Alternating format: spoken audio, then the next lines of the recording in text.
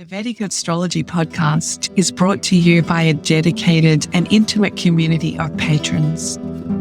Perhaps you'd like to join us where we meet every week to check in and talk astrology, and where we have monthly gatherings to deep dive into our personal charts, to study Vedic astrology, and to apply and harness transits. Join us today, and thanks for listening to the Vedic Astrology podcast. Hello, everyone. My name is Fiona Marks, and I'm delighted to be here with my good friend, Sachin. Today, returning to the podcast, it's lovely to have you back. Sachin, thanks for coming along. Thank you so much for having me. You have written a new book, and it is a rich examination of Jyotish. It's called The Ologies of Jyotish, and it's available from your website, searchandsachin.com. And it's a multidimensional inquiry into being, becoming, and unbecoming.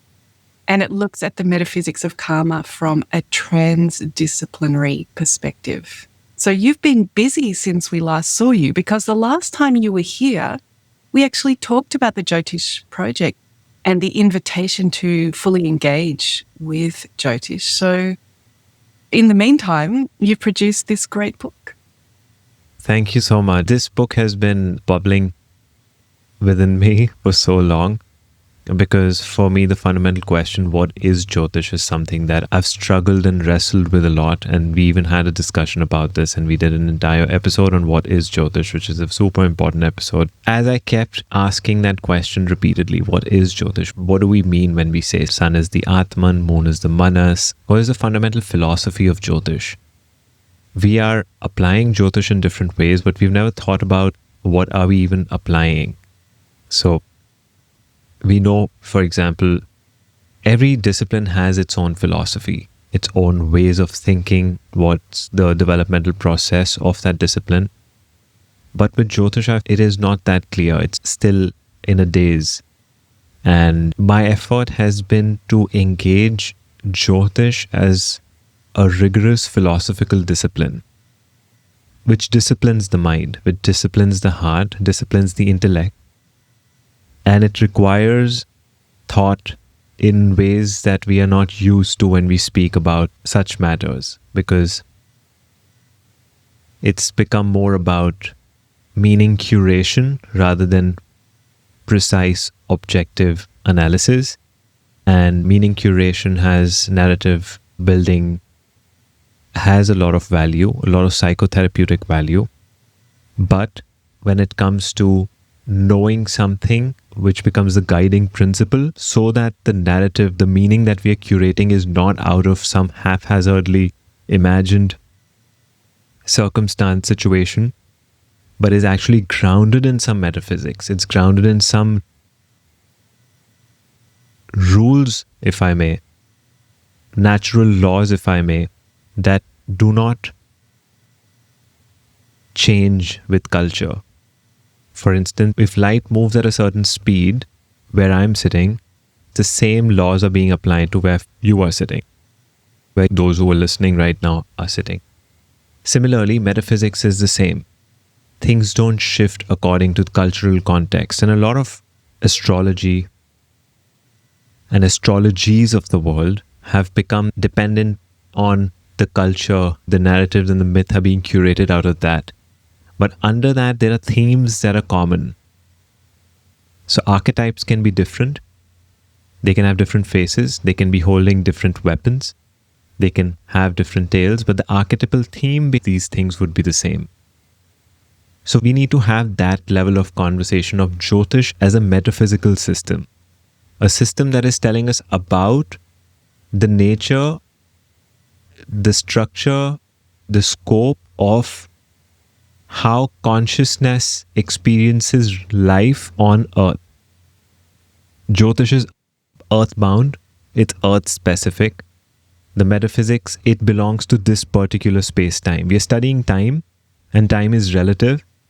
And the time we are studying in Jyotish is specific as far as I can tell from my limited understanding and logic, is that it belongs to earthly metaphysics. Maybe there are other solar systems with their own metaphysics where there are 2 Jupiters, 5 Jupiters, and people are having a brilliant time, or there are 15 Saturns in some solar system and they're freaking out, or having deep realization about the nature of suffering, which is the nature of reality as per Gautama Buddha, Sarvam Dukkham. So the book is an effort to start this dialogue of philosophical inquiry into how to think about Jyotish as metaphysics, as metaphysical systems, the branches of metaphysics, you can say ontology, epistemology, but different branches of philosophy, ethics. So my fundamental things that got stuck with me, that brewed this text within my heart, one of them was, what is Jyotish? The question, what is Jyotish?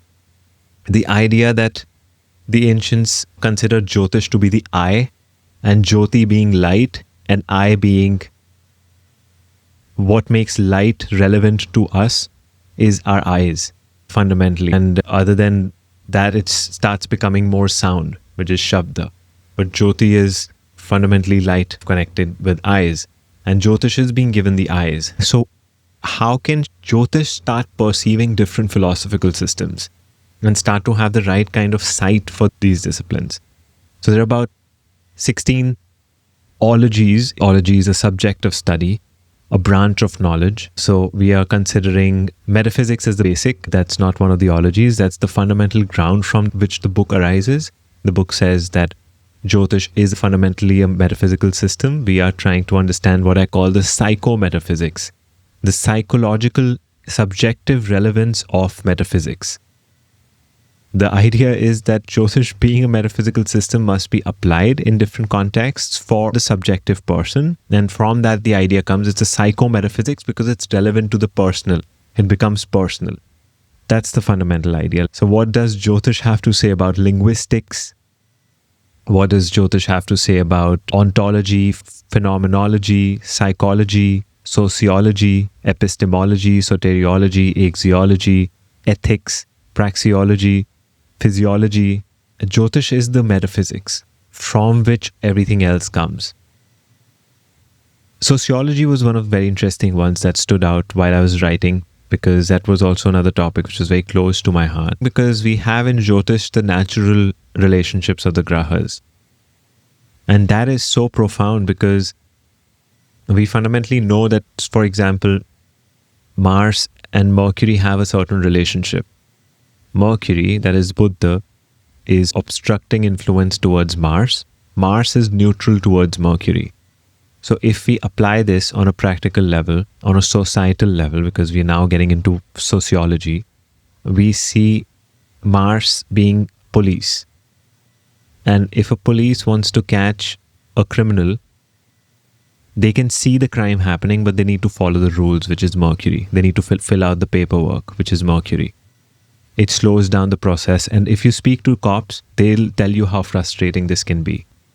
But bad cops also manipulate the law, Mercury, and through that obstructs martial processes, obstructs justice delivery systems, which is martial systems. So we now see that it is a metaphysical proposition. That's fundamentally the nature of things on earth. You'll find every society have a variation of this going on some level, of Mercury doing something to Mars. Some societies have really mastered this and allow the least amount of leakage, and it happens in the shadows. Some countries, it's outright, blatantly happening, and everyone knows about it. So Mercury, Mars is just one example. There are several examples. Venus and Jupiter's relationship. And these things represent different things within our individual consciousness, which is the psychology of it, the personal side of it, and sociology. And sociology then can be further extended into governments. You can assess governments, relationships between governments, political philosophy, which was essentially fundamentally sociology in the early 20th century. That's one application of Jyotish. If we use the eyes of Jyotish in all of these different ways, what can we figure out? So this book is just a gesture. This is a beginning. So each chapter in the book is a brief sort of focus and a Jyotish understanding of it to begin the dialogue, for you to disagree, for you to start disagreeing with me, so that I can start to interrogate, investigate more, come back with a better answer for you. So then you can disagree some more, so that I can go back and find an even better answer for you, for myself also. So this book is sort of thrown out in the collective stream of consciousness to go through a churning process. I want this to become a thing. There's this one bit in the book, for example, linguistics, philology. What is the role of language in Jyotish? So this was very important. This got triggered through this encyclopedia I studied, The Philosophy of the Grammarians. It's the volume 4 of Encyclopedia of Indian Philosophies.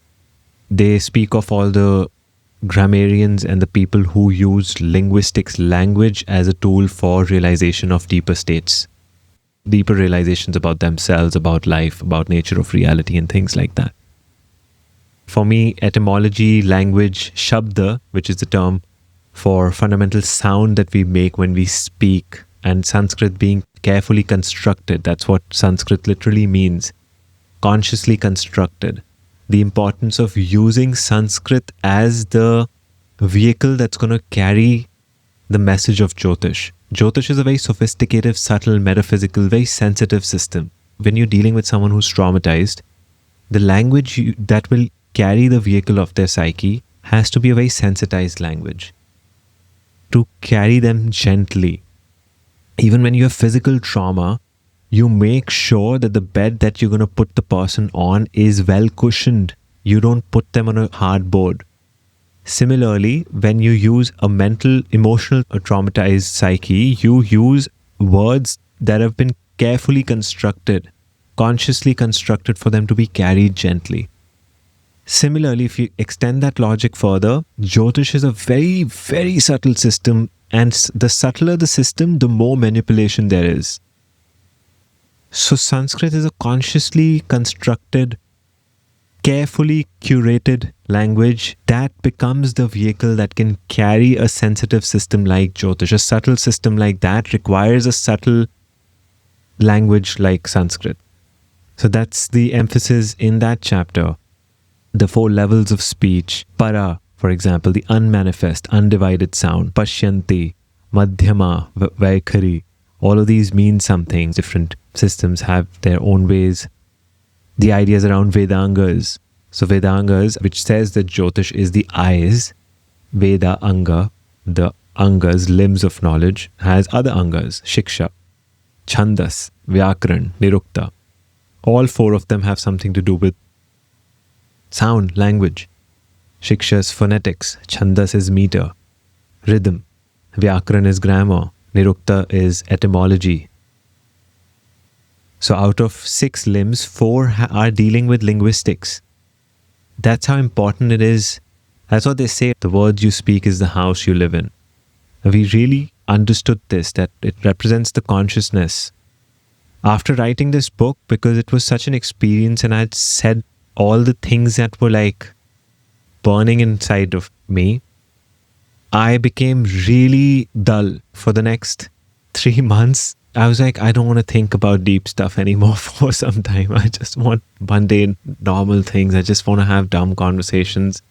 I want to watch silly YouTube channels, watch some silly Netflix show, and just balance it out, because it just took me into such a place, the writing process to balance it out. There's a real rigor to this work, Sachin. This is not a light exploration stimulated by other ologies. Oh, let me just write some words about how Jyotish and that ology might link together. It's not that book. This is a rigorous examination and inquiry into profoundly what the eyes of Jyotish bring to that department or that discipline of metaphysics. So I can understand that it was a fatigue. Yeah, it was a fatigue. I mean, it's interesting that language is one of the first chapters in the book, and throughout the book, one of the rigors is the language. Whatever chapter you're in, the clarity with the terminology is one of the things that you take the time to make sure, as much as possible, you're clear about what it is you're examining and what you're inviting people to engage with. Yeah. And for example, the book has a fantastic glossary at the end of the book. If at any point you begin and you get overwhelmed, there is this wonderful glossary at the back of the book for these terms. And that in itself is useful because Jyotish astrology, Vedic astrology can lend itself to people's intuition, and people can use it almost intuitively, perhaps without much exposure to the philosophy behind it or to where it fits into metaphysics or anything like that. Sometimes people have an intuitive connection with the symbols, and without realizing it, we can be a bit loose with our language when we approach it in that way. We don't realize when we're mixing things together. Where Sachin and I met was at the Asheville Vedic Astrology Apprenticeship Program. Mm-hmm. And one of the great strengths of that program is that it has a discipline also to try to teach Vedic astrology in foundational layers. Yeah. Which obviously Vedic astrology or Jyotish is an entire unified, enormous field. And to have the discipline to just lay one foundation and make sure people understand that, and then the next one, and then the next one, already brings a kind of rigor to one's practice. But here we see in this work as well the rigor of trying to use language to be clear. And we have this glossary at the end, which is a great gift that you're giving as well as all this clarity. There's so many things that I want to ask you, Sachin, about the book. As I'm listening to you with those of us simpletons who are not as linguistically clear as you, I want to understand a little bit. For native English speakers, we're very, in our ear, we hear what ology means, or we think of biology, or we can hear this sound at the end of the word. And you are mentioning it's a Greek word that means the study of something. Maybe for native English speakers, one of the places that we're most familiar hearing that is in medicine. We have oncology and neurology and cardiology, something that we understand that medicine has these different specializations. So as we look at the framework of this book through all of these ologies, if we were thinking of the metaphor of a hospital, are we thinking that Jyotish would then be like the medicine, like the hospital? It's using Jyotish as the place where we go in, and using this vision of Jyotish, we look at all of these different disciplines? Yeah. Or is it that whenever we're in a hospital, as the human, we are 100% amazing, enormous field of consciousness with all of our memories and all of our patterns of thought that walk into that hospital, and if we see an oncologist, we get one diagnosis about who we are, and if we see a cardiologist, we get another view.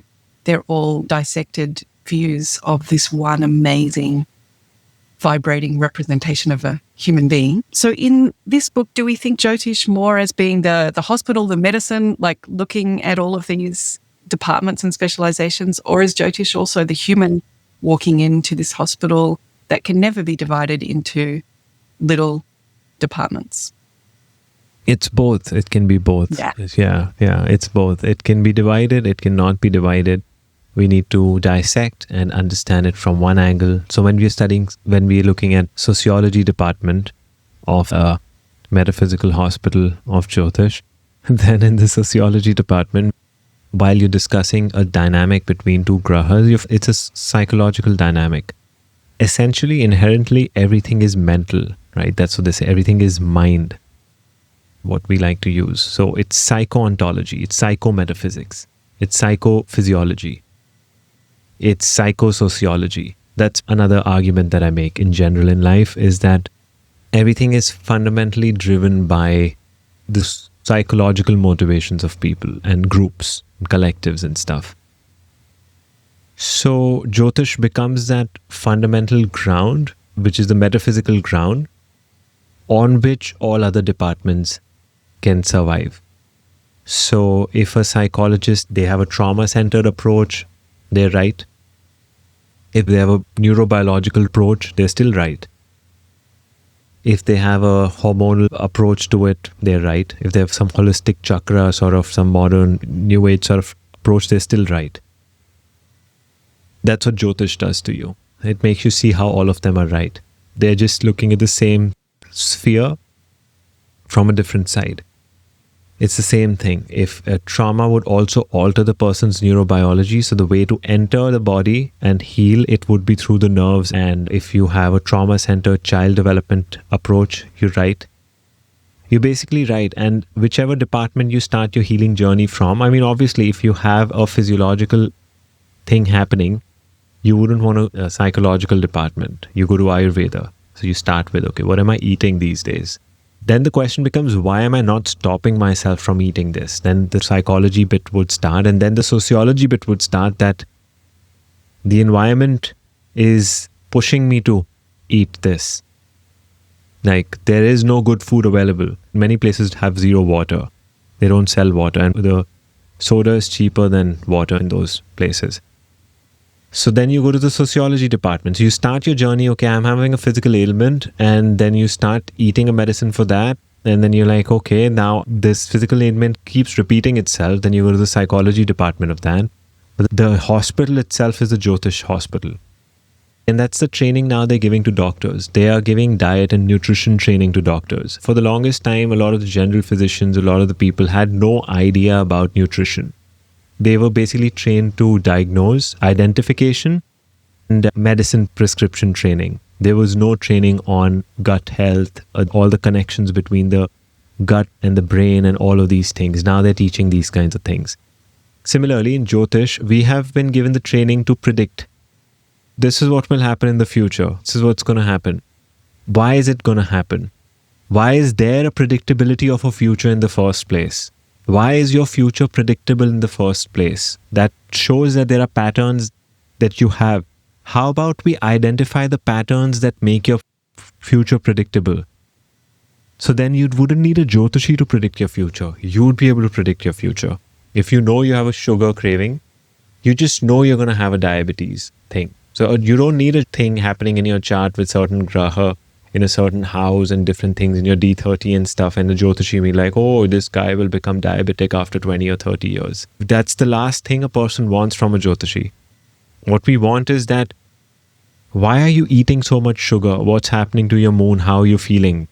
Let's work on that. And the moment they identify that, yes, this is something, this food connection that is happening to me is because of something related to my psyche, it will naturally occur to them that the future is going to look like this. So if I identify that I have a pattern to read a lot of books, I don't need a Jyotishi to predict that after 10 years I'm going to start writing a book, maybe, given all the other possibilities, right? So we need to identify our current structures, and based on that, predictability becomes easy. And past. You have to assess the past, release yourself from the past, and become completely observant in the present, and then you can move to futures, not even that big a deal. In fact, it's exactly not what we're not supposed to use Jyotish for. Probably what survived of Jyotish is from the darker parts of time. In the same way that medicine in some ways had, until recently, become that come in with a symptom and I'll give you a pharmaceutical for it, but that pharmaceutical is going to unbalance something else, and then you'll come in later and you'll need another pharmaceutical, for example. It had become a little bit like that. And Jyotish can be like that too. It's on the pointy or on the wrong end. Whereas what you're saying, and this book invites us to, as people who are interested in Jyotish, to move from that dispensing the prescription for some pharmaceutical that someone has researched or makes money from us selling or whatever, to come back and see all of the integration, all of the ways that the grahas are playing, and so many other parts of the chart are playing to create a pattern that through several steps would end up at that pointy end of the prescription being written. But there's a lot more powerful influence that we can have when we understand our chart in this more integrated way. And I think that's the prescription that they're giving. If you see all the work that is based on awareness, including psychology, any yogic system of thought from any part of the world, is fundamentally asking us to become aware. Awareness and Jyoti are synonymous. Jyoti, the word Jyoti, which is light, why out of infinite possibilities, infinite names this discipline could have had, for people who consciously curated their language, they chose the word Jyoti to name this, Jyotish. So they are wanting us to become aware. Why? So that we know more. We can break patterns, we can accept patterns. I was listening to teachings by Padmasambhava, which is Guru Rinpoche. And one of his instructions that he gives is that awareness, watching yourself, your own mentations, he says it's a form of enlightenment. He gives it a lot of value. He says just not acting on our patterns and seeing them, or acting and consciously acting on them. So that's the effort. And the book's effort is to fundamentally be able to answer the question, what is Jyotish? Because we don't know what we're talking about. So when we look at it phenomenologically, what is experienced, what is being experienced, what is the phenomena arising within our awareness? That will tell us something more about Jyotish. So it's a very conscious decision to start with linguistics. It was a very conscious decision to finish with esoteriology and firstly establish that Jyotish is metaphysics, then start with linguistics, because we're going to then carry linguistics as the basis for the rest of the book, because I have to communicate a subtle idea. So linguistically, we have to understand how important it is to understand things properly. And then we build upon in stages of importance. Then we go into ontology. What is even there? First, let's identify there are grahas, there's time, there are houses. What are these spaces? What is a graha? Then we move into phenomenology. What is arising within this space? What phenomena are we experiencing? Why is the phenomenon a certain way? Then we move into psychology. Out of all of this phenomenon, what is personal to me? Out of all of this, why do I feel a certain way? And what is the psyche? What is the nature of the psyche? Then sociology. Sociology cannot come before psychology as far as I am concerned. It comes after psychology that, okay, now how is this individual psyche is forming patterns that even start becoming self-governing, have a life of their own. A group has its own individual life of its own that can influence individuals within the group. Then epistemology. How do we know? How do we know what we know? So this was something that also stuck with me for the longest time, because there were 6 pramanas and stuff, which is pratyaksha, anuman and all of these things. So it really for the longest time affected me a lot, that pratyaksha is directly experiencing something. Shabda was testimonial truths. Anuman was inference.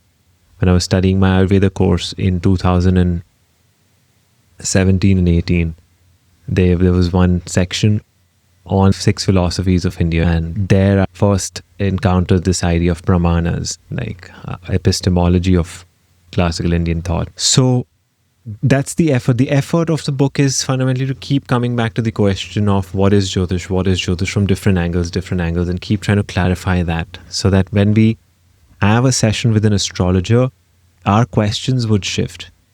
Our inquiry would shift because our relationship to the discipline has changed.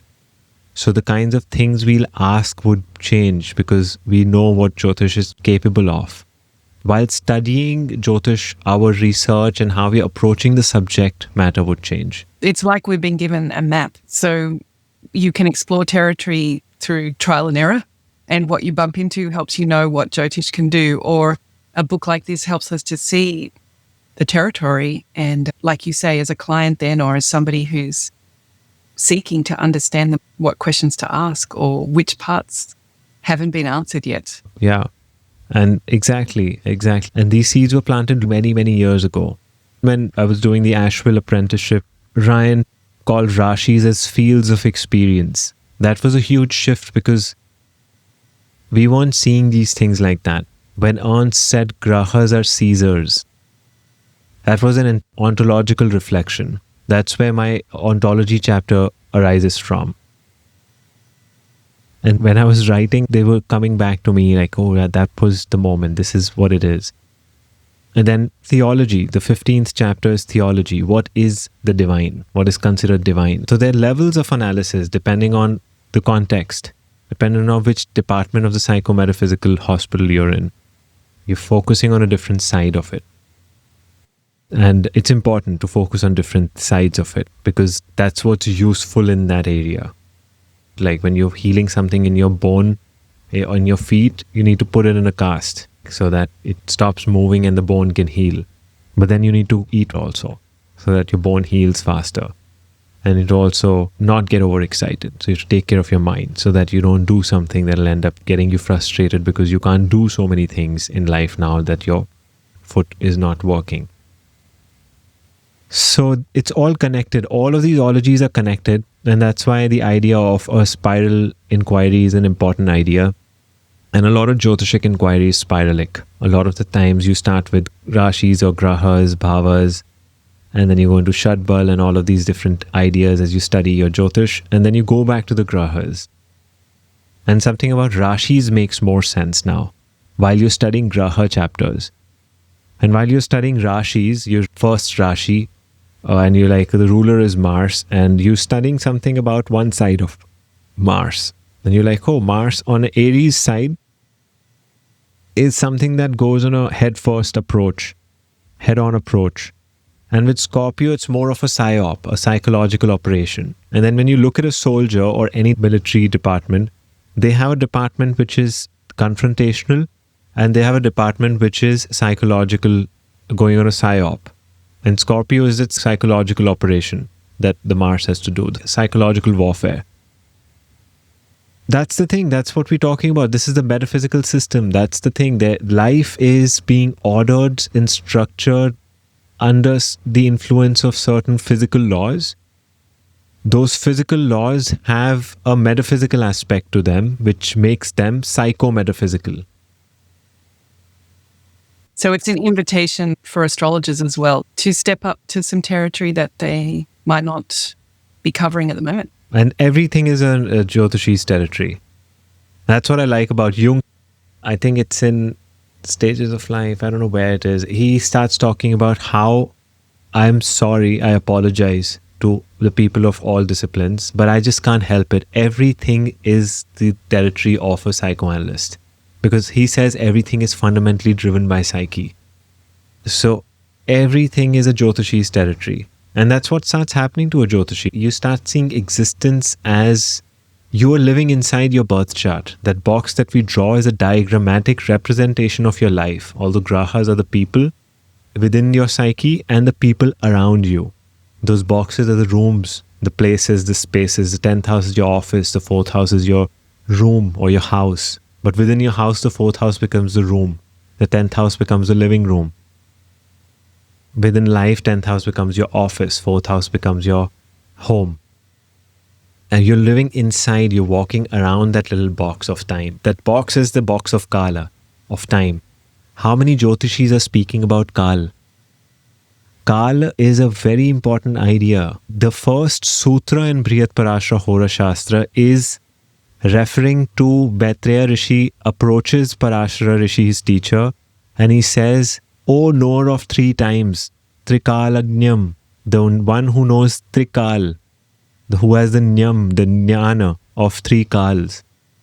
So the first sutra of the first chapter of whatever survived of this beautiful text is asking us to begin contemplating the idea of Kal. We need to do that. We need to have these discussions about Jyotish in these ways. Jyotish is not for avoidance. Jyotish is for observance. Light is to see. Maybe you'll be able to change things. Maybe you won't. But the light will give you the insight why you couldn't change this. The light will give you the insight how to change this. The light will give you the insight of why this cannot be changed. How to come to terms with that. That becomes a very important part. And then Jyoti being the cultivation of light, it's a fundamentally requires yoga as its foundation. So Jyotish cannot function without yogic work. Otherwise you destabilize. You can study, you cannot study, you'll take 6 month, 1 year long breaks from your studies. Professionally you'll be a Jyotishi, but nothing in your life would be like a Jyotishi. because there's no sadhana behind it. Because I'm like that. I don't know this because I know someone like this. I know this because I am like this. That's how I know it's a problem. The best lab that I have. And in metaphysics, the lab is consciousness. So when you're studying metaphysics, when you're a Jyotishi, the lab in psychology, ologies, any ology related to the psyche, is your consciousness and your own observations with yourself. And you have to understand that others are not very different than you. They might be going through a different phase. Given a similar weather, they'll be as wet as you are. You seem to be standing under the rain, you're wet. Push the right buttons and everyone gets to the same point. And that's what is very humbling, so that don't become too full of yourself, because it's just a matter of time. There's something very healing about that. As a Vedic astrologer, as an astrologer, people do want all the details sometimes of everything and all the reasons why that planet is not working well or this situation keeps repeating. And Jyotish can certainly take you there. But another place that Jyotish can take you is to just such a feeling of grace. But it's all unfolding. Yeah, that's the found. It's such a powerful idea. We all need to really stop and think about this. The idea is, if your future is predictable, we have to not be like, oh, tell me the prediction. The mind-blowing thing is not the prediction. The predictability of things is what's mind-blowing. The mind-blowing thing is the moon, not the finger pointing at the moon. The fact is that if I have all these patterns that are so terrifying because of these grahas, that means there is an order. There's an ordering principle in the first place. That there is a timing to things, which is weird. I'm just impatient right now, which is giving me anxiety. Maybe it's time for me to be impatient and anxious. So now you're not doubling your spiraling. Now you're single spiraling. Exactly. Now you're not sad about being sad. Now you're like, I'm sad. Now you don't have pity that you're so sad. In your room, everyone is outside. I'm inside. I'm sad. It's like, I'm inside. It's a sad moment for me in my life. I'm supposed to be sad about something that is sad, as opposed to these people. And their time is not to be sad. Maybe they are happy right now. Maybe they had to work really hard to find that joy. And maybe tomorrow they're going to be sad after they've partied and they wake up and they'll be sad again. But for me, I'm sad right now. It's important for me to be sad. I'm not sad that I'm sad. So Jyotish at least stops the spiraling. It just gives you the space to have one state at a time. And that's the term. And the term they used in Sanskrit for this was avastha. The space, sthan. Avastha is essentially the present situation, that the temporary modulation you're experiencing. What you're seized by at the moment because of certain things. And the seizure is not self-perpetuated. It arises unconsciously. As if, like, it's just happening. Exactly. And the knowing inside of yourself that it's not wrong. I think there can be this fighting, it's going wrong, something's wrong. And what this study I find is, if you know inside yourself that it's not wrong, that's it, then you're free. Yeah. Just be. Yeah, it's true. And that's the complexity of it. And Jyotish will always have you in double bind. Because Jyotish is complexity. Jyotish is speaking about paradoxes in life. So then sometimes you have to feel that something about you is wrong for you to crack, for you to be able to go to the next stage. I need to even forget all of this and then go into a deep, dark space of wrongness and then crack at the bottom of the sea, and then the light starts moving upwards. It's a tough, harsh process to have, but sometimes that's the process. There will be all sorts of moments in life. If Jyotish is working out for you, then just know that you're moving in the right direction at the moment. It might as much not work out for you as much as it is. It's a matter of time. And then from there, gratitude arises. Now, I'm just glad that it is, because I didn't know when it wasn't, why it wasn't. And now I don't know why it is, now that it is. So really, okay, let's just stay here in this space. Okay, good, this is fine. You understand the fragility of life. And that's what the yogic way is. They are tremendously fragile, not fragile in the traumatized sense, but fragile in the sense of very gentle. They tread very gently on grass. They don't stomp. You become gentler, but then they're harsh grahas. They're grahas that are krura. And then what? And then you need to be krura sometimes. One of the great practices is withdrawing our attention from the weeds. Jyotish can help us identify things, patterns that our mind loves to go to and create drama that manifests things. And sometimes the greatest practice is withdrawing our attention from that habit to give that weed light. Yeah, and so Kruger planets can help us with that kind of, that's where sometimes we tread firmly. We speak to ourselves and be like, come on, would you like to grow up? Yeah. Would you like to wake up? Yeah. Because if you want to, you need to keep that light here and not let it go where it habitually does. Yeah, no, that's a very good point. Yeah, we need the Krura grahas as much as the Saumya grahas for that reason exactly, for those kinds of moments. You're like, enough, okay, now. You just, when that moment when you take that leap of faith, the stepping out of the comfort zone. That's why there's just two Saumya grahas, Venus and Jupiter. And then again, this comes down to the sociology, metaphysics, and all of the ideas of Jyotish that we're discussing in the book. Saumya grahas are Venus and Jupiter, waxing moon, that is half of the time moon is Saumya, and Mercury when it's with Saumyas or under Saumya influence. And rest, everything is Krura. You have Rahu Ketu Krura, Sun Krura, which is the Atman, which is Krura. And you can see how hard it is to stay steadfast in your principles when you're going through a sadhana for your Atman. How harsh an experience it is initially. Rahu, Ketu, Sun, Mars, Saturn are all Krura. And then you have waning moon, which is Krura. And you have Mercury, which is Krura when it's with Krura grahas. Krura, the word cruel and Krura have similar roots. Saumya is soft, gentle. And so we want life to be gentle where it needs to be gentle. And Krura is generally, you do better on earth with Krura grahas. You do better metaphysically in silence and calm with Saumya grahas. You need to, as the Tao Te Ching says, I really like this, know the masculine and stick to the feminine. So know the Krura, stick to the Saumya.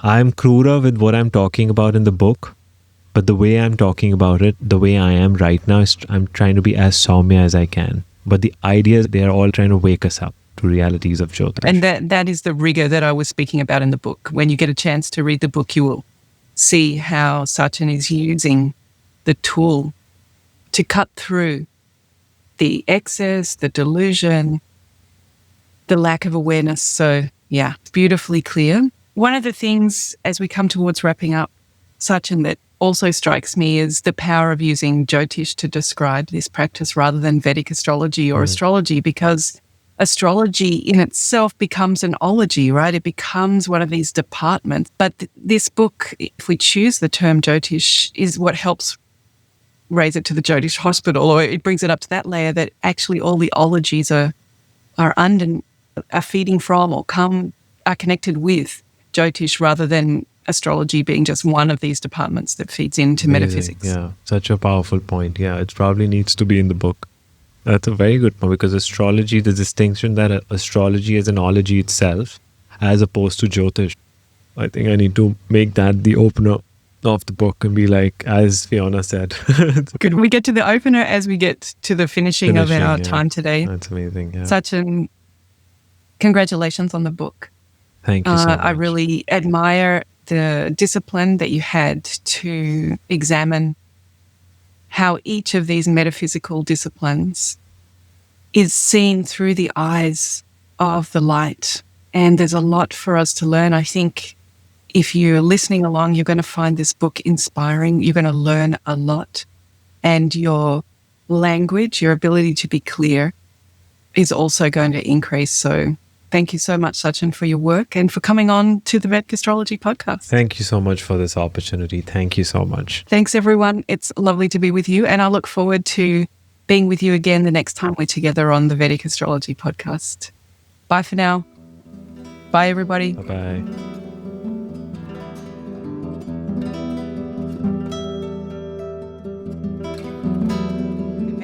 Astrology podcast is brought to you by a dedicated and intimate community of patrons. Perhaps you'd like to join us where we meet every week to check in and talk astrology, and where we have monthly gatherings to deep dive into our personal charts, to study Vedic astrology, and to apply and harness transits. Join us today, and thanks for listening to the Vedic Astrology podcast.